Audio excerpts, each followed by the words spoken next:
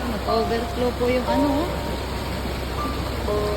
hindi kaya ng motor dahil na din po ang daming naka-kahoy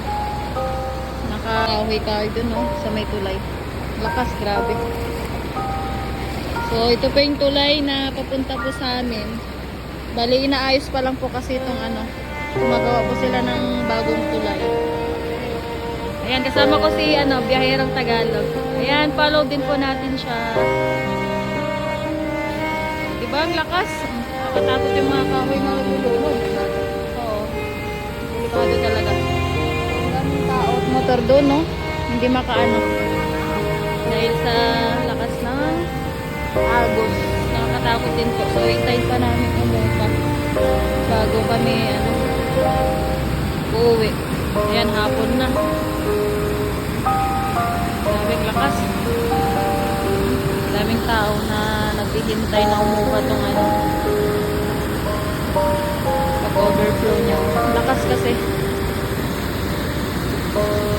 So, isa din po yung problema natin to dito sa tulay ng Barangay Dalena. Papunta po sa amin.